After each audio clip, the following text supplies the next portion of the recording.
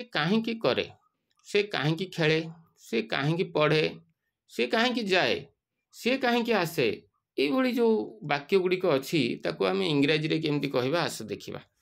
ପ୍ରଥମେ ସେ କାହିଁକି ଖାଏ ଗୋଟେ ଉଦାହରଣ ନେବା। ଏଥିରେ ଦେଖ ତିନିଟି ଖଣ୍ଡ ଅଛି, ଗୋଟେ ହେଲା ସେ, ତାପରେ କାହିଁକି, ଆଉ ଗୋଟେ ଖଣ୍ଡ ହେଲା ଖାଏ। ତ ସେ ପାଇଁ ଆମେ ବ୍ୟବହାର କରିବା ହି କିମ୍ବା ସି।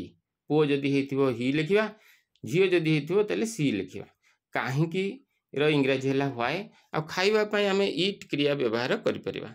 ତ ଆକୁ ଲେଖିବାର ପ୍ରଣାଳୀ କ'ଣ? ପ୍ରଥମେ ଲେଖିବା ହ୍ୱାଏ। କାହିଁକି ନା ପ୍ରଶ୍ନସୂଚକ ଶବ୍ଦଟି ପ୍ରଥମେ ଲେଖାଯାଏ। ହ୍ୱାଏ ଲେଖିଦେଲେ ତାପରେ ଡୁ କିମ୍ବା ଡଜ୍ ବସିବ। ତ ଏଠି ହି ଯେହେତୁ କର୍ତ୍ତା ଅଛି ତେଣୁ ଡଜ୍ ବସିଲା। ମୁଁ କହିଥିଲି କି କର୍ତ୍ତା ଯଦି ଆଇ ହେଇନଥିବ, ୟୁ ହେଇନଥିବ କିମ୍ବା ବହୁବଚନ ହେଇନଥିବ ତାହେଲେ ଜାଣିବ ଯେ ଏଠି ଡଜ୍ ବ୍ୟବହାର କରାଯିବ। ହି ଆଇ ନୁହେଁ କି ୟୁ ନୁହେଁ କି ବହୁବଚନ ନୁହେଁ, ତେଣୁ ଡଜ୍ ବ୍ୟବହାର କରାଗଲା। ହ୍ୱାଇ ଡଜ୍, ତାପରେ ବାକି ଯାହା ଅଛି ଲେଖିଦେବ। କର୍ତ୍ତା ହି ଆଉ କ୍ରିୟା ପାଇଁ ଇଟ୍ ବସେଇବ। ତ ହେଇଗଲା କ'ଣ?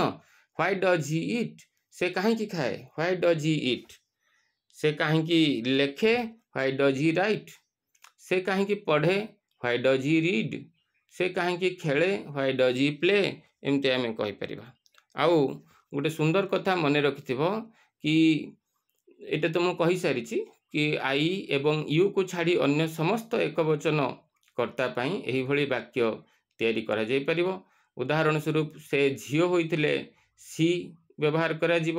ଗାଈଟିଏ, ଗାଈଟି, ରାମର ସାଙ୍ଗ, ବାଳକଟି, ଏସବୁ ଯଦି ଏକବଚନ ବାଲା ଯେତିକି ଅଛି ଯେଉଁଟାକି ଆଇ ହେଇନଥିବ ଆଉ ୟୁ ହେଇନଥିବ, ସେ ସବୁ ଏକବଚନ କ୍ଷେତ୍ରରେ ଏଇ ଯେଉଁ ଢାଞ୍ଚାଟି ମୁଁ କହିଲି ଏଇ ଢାଞ୍ଚାରେ ବାକ୍ୟ ତିଆରି କରିପାରିବ।